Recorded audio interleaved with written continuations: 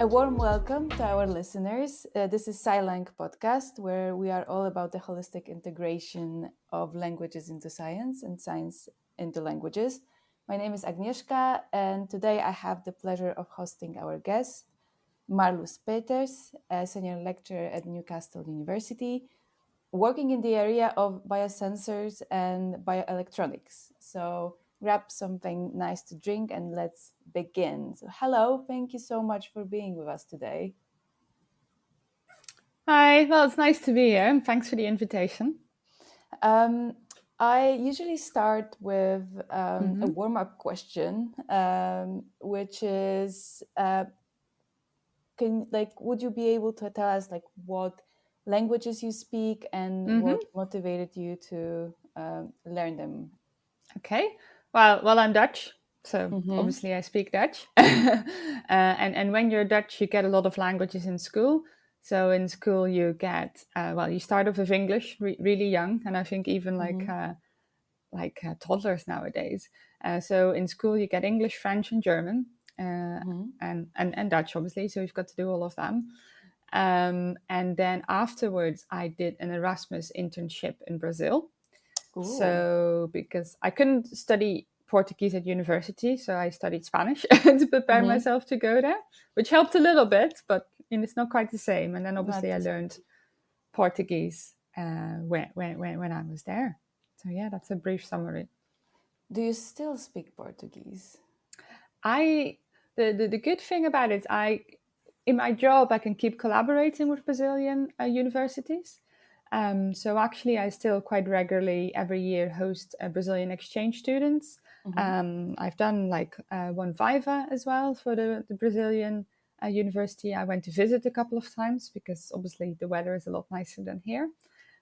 So yeah, so I do kind of manage to keep it up a little bit, and I find that nowadays I still listen to a lot of Brazilian music, which really helps. Oh, that's nice. Yeah, it's a bit nostalgic, and It is. It is. It's mhm. interesting how music and language usually kind of go they go Yeah, together, right? So you worked in different countries, is that right? yes, yeah, I did, yeah. So I studied in the Netherlands. I did chemical engineering in Eindhoven. Then I did my PhD in Belgium at Hasselt Mm-hmm. University. So it's not that far away. Mm-hmm. So that's in the Flemish speaking part of Belgium. And then, well, I obviously did this internship in Brazil. And then I moved to Queen Mary University in London, and I've been there for about I think 8 years in total in the UK. So I lived in London, and then I moved up to Manchester, now in Newcastle. So I slowly made my way up north. Okay, that's quite a journey. Um, Yeah, I it's have to it's been good admit. fun. So, but do you see like any differences between these different countries when it comes to language and academia? um, well, I've only really had academic jobs, I guess, in the UK, but it's more like even though in Belgium I was in the Flemish speaking part of Belgium, so it's the Mhm. same language. Well, it should be the same language. I think there's still a lot of variation. And even if you watch, I guess if you're in the Netherlands and you watch Belgian TV shows, you get subtitles and the other way around because it's still, it's quite different. But even though it's the same language, it's culturally very different. Mhm. What I would say. I think Dutch are known to be quite well, I think we're quite open and quite direct, and you get that a lot less in Belgium and even less so in the UK. So that's been quite different in terms of adapting to, you think you learn English in school in the Netherlands, but then coming to Manchester where there's a completely different regional accent, it can be really hard to understand, and then Mhm. even harder to understand what people actually mean when they say certain things. Um, so the interpretation of the language is not always the same. So I find that quite interesting. Yeah, with accent, it's a tricky one, isn't it? I talked about this also with Lara Warmling that hmm sometimes people whose first language is English, and Yeah. they go, for example, for a conference, and Yeah. they feel very safe because they speak English, but then nobody can actually understand. No, well, No, maybe not they nobody, but not many people can understand no, them. they often go way too fast, I think. And my dad is actually, well, he did computer science after, but he was originally an English teacher. So Mhm. obviously at home there was always a lot of, he wanted to show me all these Disney movies in English. That's kind of how it started. Mhm. So his English really has like, not an accent unlike mine. So he, like when he came to visit me in Manchester, and you step in like a cab and you have the taxi driver and you're like, oh, it seems like a completely different language. But the Geordie accent in Newcastle is very nice. I'll say that. It's a very How is pleasant it? accent. It is, yeah. A bit Uh, tricky, but it sounds very welcoming, and definitely. oh, that's interesting that you kind of pick up the fact that it's pleasant or like welcoming. Yeah, yes, yeah. I think it's because it's up north a little bit. Okay. I remember that for me it was quite hard Mm. when I was studying in Bangor, which is in Wales. Oh, I can imagine. Yeah. And so there is a very, very strong Mm. Welsh accent. The people have like a very, very strong accent there. Mm. And I remember sitting in one lecture thinking, oh my God, I cannot understand the word. I should just pack my bags and go back to Poland. I don't understand the thing. And then one girl uh, from London, I just looked at her and I could see the same kind of face Yeah, I of can see like that expression. the same expression that I Mm. had. And then she was like, do you understand anything? I was like, okay, it's not only me. It's not only me. So it is tricky, I would say. But do you have like any because I don't really accept just asking, Mhm. being like, I'm sorry, could you please repeat? I don't really have any other tool to combat Mm. it.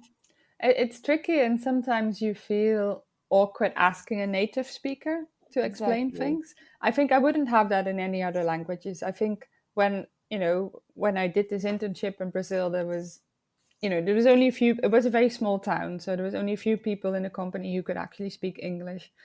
So I think if you have an experience like that, you kind of get past your shame, and you kind of think like, well, okay, maybe I don't speak Portuguese that well, but I'm trying, and people Mhm. appreciate that. But when it's like a native speaker, I do feel that I'm supposed to understand them, but I don't always. So it's not, yeah, and I can imagine even if you're a student, it's a lot harder then. But I now when you said that, I'm not mm, actually mm, 100% sure because as when I was a student, I mm. just you kind of assume that you still have a lot to learn. Okay, yeah. And I feel like maybe it's even harder when you're getting like higher in in Oh, the if you've academic been in the work. UK maybe a bit longer as well, it's also like, yeah. Exactly. So there might Um, there might be a shame around it, as you said, to not a, a, understand. yeah, a little bit. I think like I definitely have, well, not so much now because I think I've been here long enough, but definitely in Manchester, I had colleagues who I struggled to understand. And the only thing Mhm. that kind of helped was if I would informally, tell them once, can you please just slow it down? Mhm. That was one of the main things. And I think when we teach, we speak already in such a different voice. I think you can tell that, like when you're trying to explain something, you automatically slow down. So Yes. that's always been relatively okay, but it's more the informal conversations like, oh, you're having coffee. And I think that's where I struggled a bit more sometimes. Mm.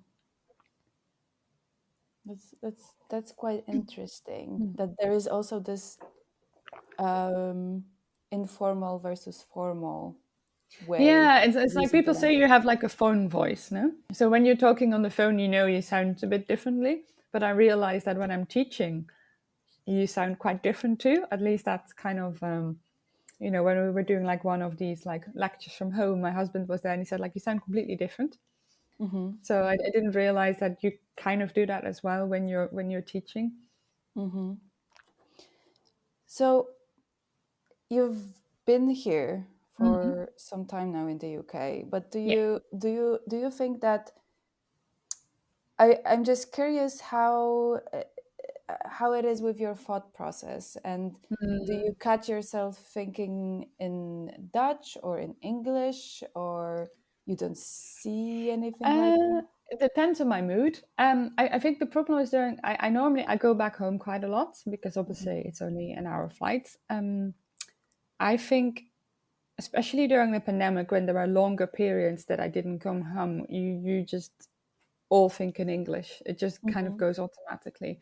But if I've been home for about a week, that slowly changes a little bit. So it kind of it it takes me 2 days also to kind of when I get back to speak like because I don't speak Dutch at home, so I don't speak Dutch as much as I used to. mhm, And especially if you know Dutch people, they always tend to kind of adapt a lot. So sometimes even when I call family, they speak English because they know that my husband is there. Um, so I think if I go back home, it kind of changes a little bit. And when I'm a little bit frustrated, this might seem a bit strange, but when you're stuck with something, or when I'm kind of um, working on a manuscript and I'm a little bit like, oh, I really need to do this, then I sometimes mhm, notice that I start typing things in Dutch. Um, just because I think it's more like your emotional language is still Dutch. So if there's something that's mhm. kind of like something related to that, then I definitely think in Dutch. Oh, that's interesting that Mhm. uh, you said that when something more emotional, it's Yeah, I think like, you can still express yourself better in your own native language, mhm, regardless maybe how long you've been here. I don't know. That's definitely the case for me. mhm. But did you have the same when you were in Brazil? So did you find Um, yourself, because I'm just curious about the factor yeah. of the environment, whether Yes. it was also Ooh. this way too. Mm, I'm trying to remember. I think I know definitely, for instance, and not so sure about Brazil, but I know, for instance, my German, because obviously I learned German like in Dutch school. So I know that if I hear German, I always translate this into Dutch, Hmm. and most of the time the words are quite similar anyway. But like languages that I learned when I was in the Netherlands, I can translate them in Dutch, and then I would in my head have to translate them again into English. And I know that when I was in Brazil, then obviously, it was a bit of a mixture of Portuguese, and then with a flatmate, I was able to speak English. So I wasn't immersed so much as I am now, I think. So there was still, I was there for 4 months. So I don't think that's kind of long enough to really kind of completely like change that process yet. Hmm. And it took me a while. It's not something that happened, I think, in the first year I was in the UK yet. I don't know if you have any friends here or colleagues Mm. who are Dutch, or in Brazil. Mm. It just, I wonder whether if you meet people who speak um, your language, Mm-hmm. I'm just curious how you feel, especially in the environment that does not speak your language. I think before Brexit, it was I, I think the thing is it's changed a little bit. Mm-hmm. If you I used to have a Dutch PhD student, which I really enjoyed actually because it was also my opportunity to speak Dutch. Mm-hmm. I don't have any Dutch colleagues, strangely enough. So Mm-hmm. in my daily life, I don't speak so much Dutch, but I do have, like, for instance, a cousin here, and I think since Brexit happened and the years after that, I feel slightly more uncomfortable to speak Dutch on the streets Mm-hmm. somehow a little bit because sometimes people make some snarky comments about it. And even Really? though, yeah, I think definitely that's kind of, I think, gone up a little bit. I never had that before. It's Mm-hmm. definitely something of like the kind of recent years. where people don't like the fact that they can't understand what you're saying, and they maybe think that you're making fun of them. And Dutch Oh, people already are very much like, if there would be one English speaking person and you have 20 Dutch people, they would already, change languages anyway, yeah. because there's not that many people speaking Dutch. I think I'm very much used to switching languages. But the Mhm. longer I'm away from home, the more I'm like, oh, I really want to speak my own language. And the Mhm. frustrating thing is, if you go to Amsterdam, for instance, there's not that many Dutch speaking people there, like in terms of working in hospitality. So I remember going to a hotel and saying like, oh, I'm going to check in Dutch. And they were like, no, we don't speak Dutch. and Oh. so and they're not really ashamed of it either. It was just like, this is what it is. You just speak in English. So Hmm. it's a bit of a shame sometimes, but I think it's a typical Dutch mentality where we're so used to adapting to other people that we're kind of losing the language a little bit. Oh, that's very, very interesting. So, this dynamic of adapting to other people, Mm. and the fact that you said that it's a shame, I also think Mm. it's a shame. So, would you say that Dutch is Mm. kind of a part of who you are or your personality?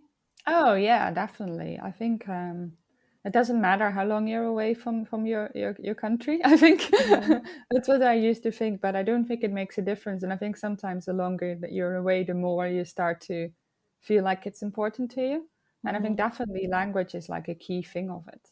It's just part of how you grow up, and it's still part of how you can express yourself the best. And there's, like, for instance, still Dutch music, which I never really listened to that much, but now Mhm. you do more. So I think it's, yeah. Yeah. And there was once like a quiz where they were kind of giving you, 5 words to describe you, and one of them in my case was Dutch. But someone else Oh. said that about me. So I think, yeah, I think it's part of who you are. And it's nice to wear an orange t-shirt and to support the Dutch team, even though they're winning not much for football. So yeah, I think Yeah. it's part of who you are. It's interesting because it's obviously not uh it's not a scientific thing that I'm going to say right now. It's Hmm. just based on me talking to people about Yes, yeah, I language. can imagine you must have spoken to quite a few now. I can tell that people, whenever I ask people about whether they feel language Hmm. is a kind of a part Yeah. of who they are, people from the UK, they Hmm. said that not really. Yeah. Well, everybody else said yes, of course. Yeah, and I think people in the UK never have to adapt to other people, but we do. Yeah, So it's a exactly. very, very different experience, I think.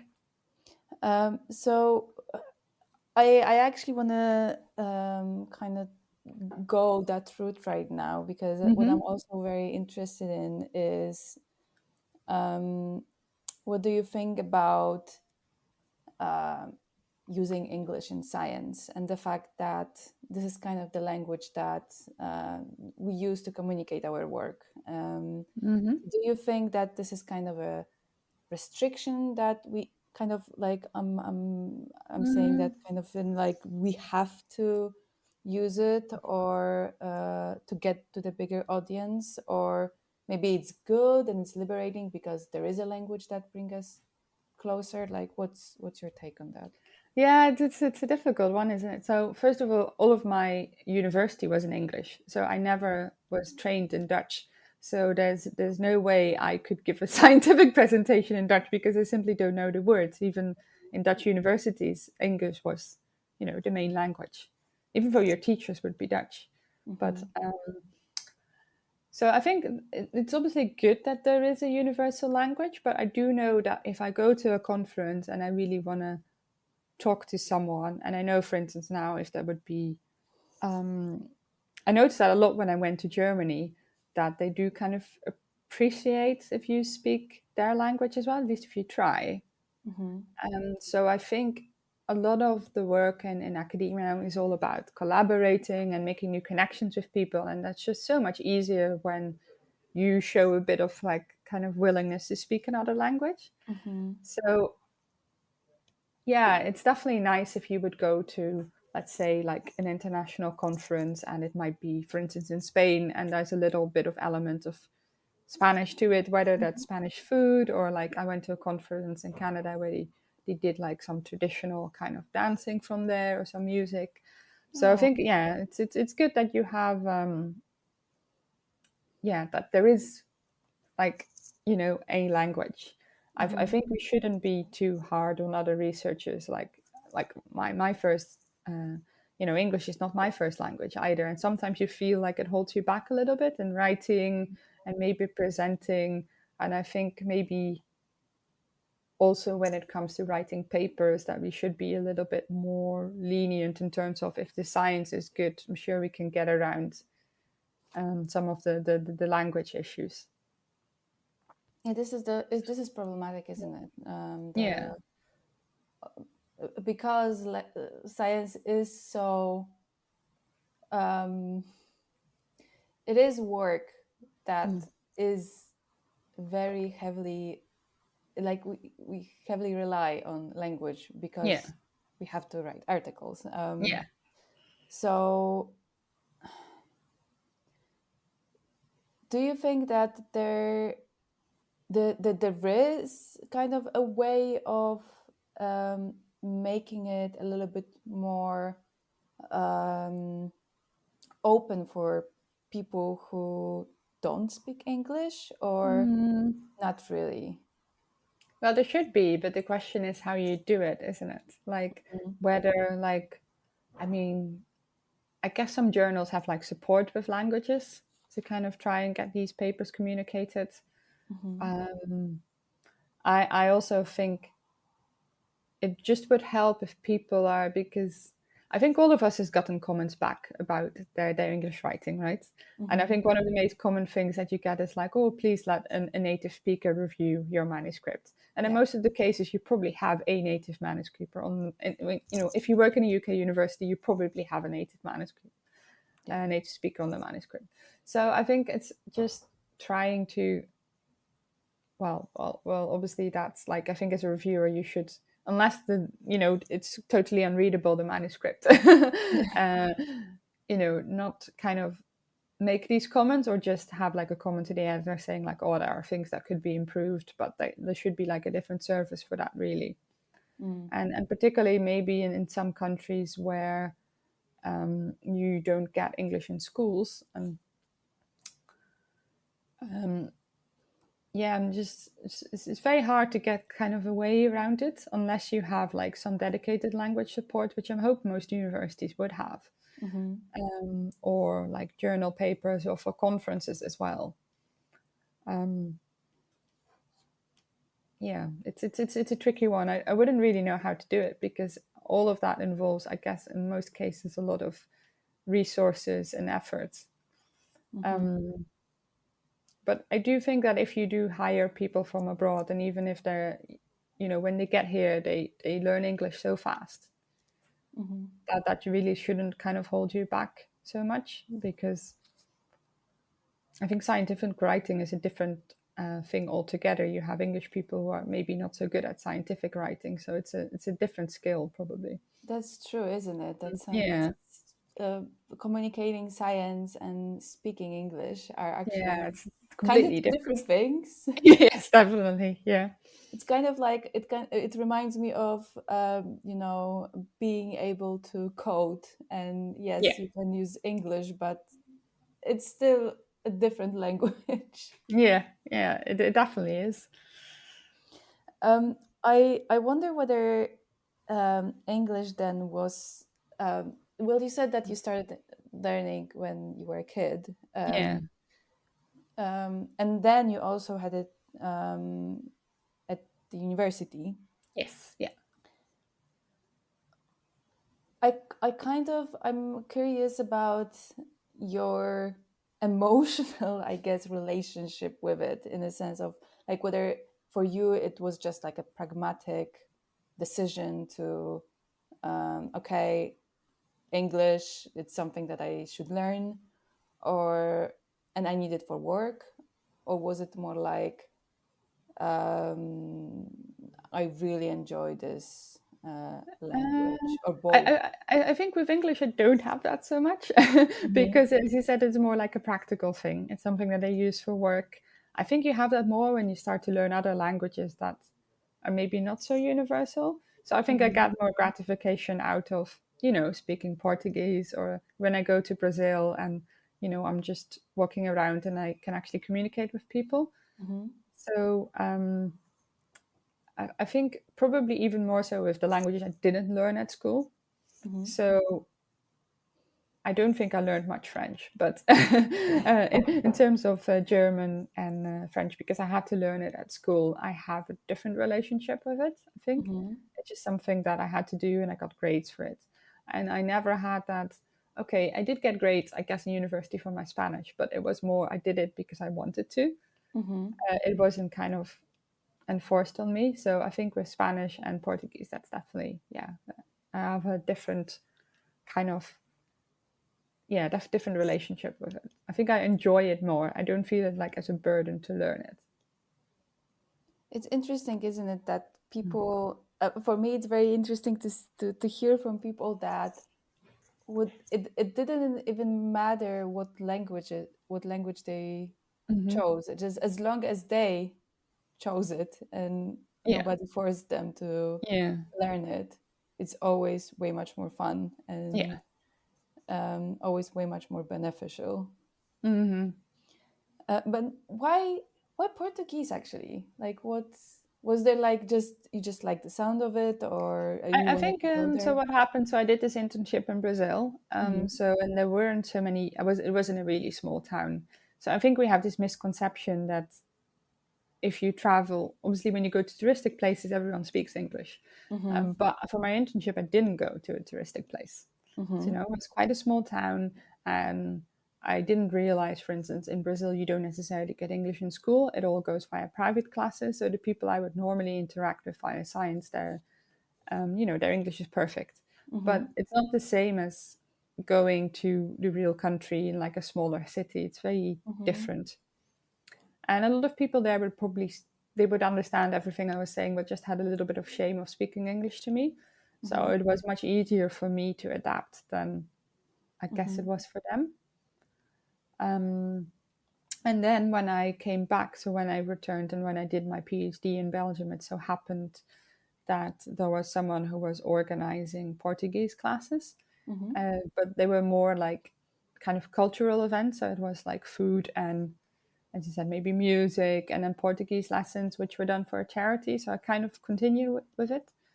Um, and then keeping that kind of collaboration going with the same university in Brazil just coincidentally was like that you kept getting in contact with Portuguese. Plus, I really recommend anyone to travel to Brazil because it's a beautiful country.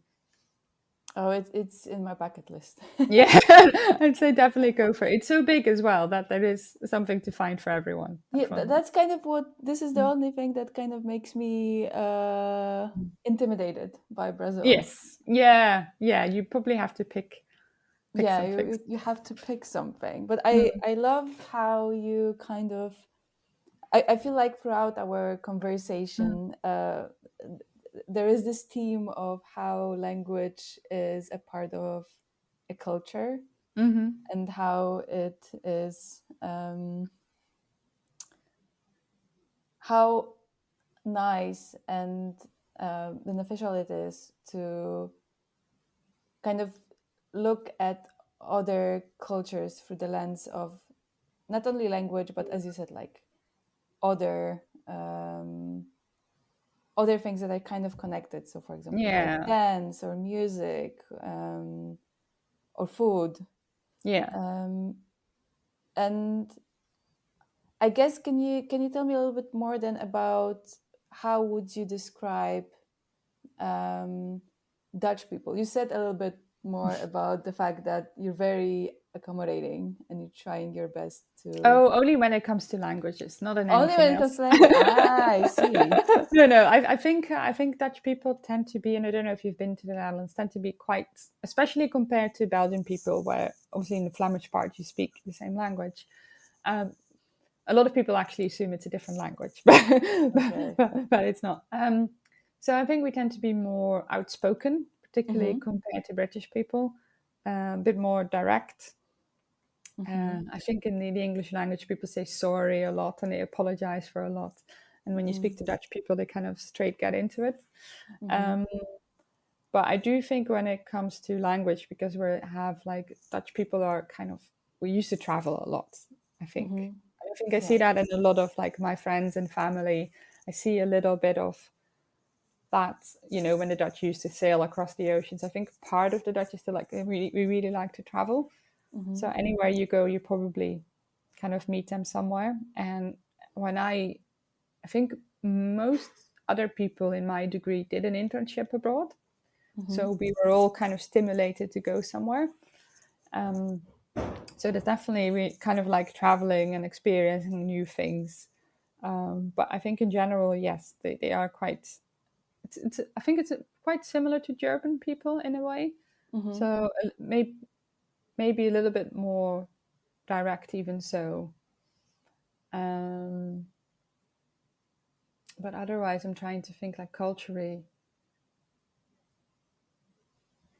Yeah, it's just I think also, for instance, in the Netherlands, you would more often meet people in your home, whereas in the UK, it can take like a really, really long time before you get invited somewhere at Yeah. home. It's really kind of a rare thing, You would go into town and you would maybe go Town. to a restaurant.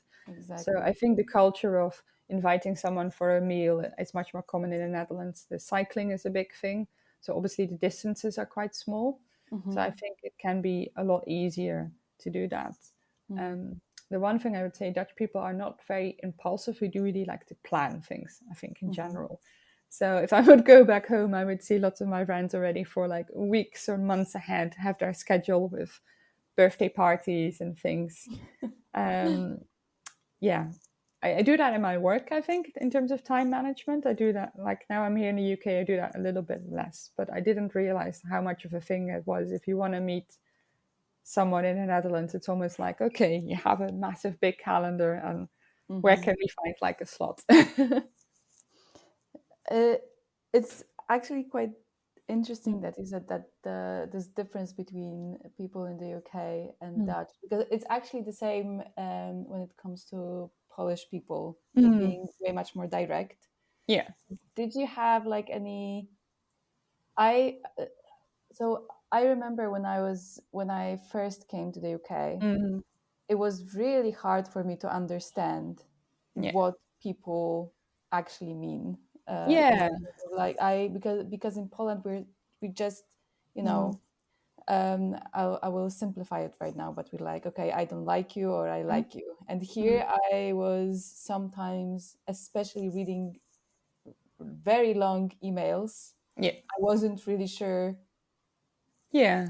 what does this mean. Did you have the same? Yeah, I think both ways. And I think in terms of work, where I was like, they would always say it's good. So I didn't understand whether they liked the work or not. Also in terms of people, when they were inviting me, Hmm. sometimes you almost felt it was like an invitation because they kind of had to. They weren't expecting you to actually come. um, I don't know. It's definitely a bit like that. I think I've gotten a little bit better at reading between the Hmm. lines, and I guess the other thing, which is quite different, when you work at a university, definitely here in Newcastle University, it's so international.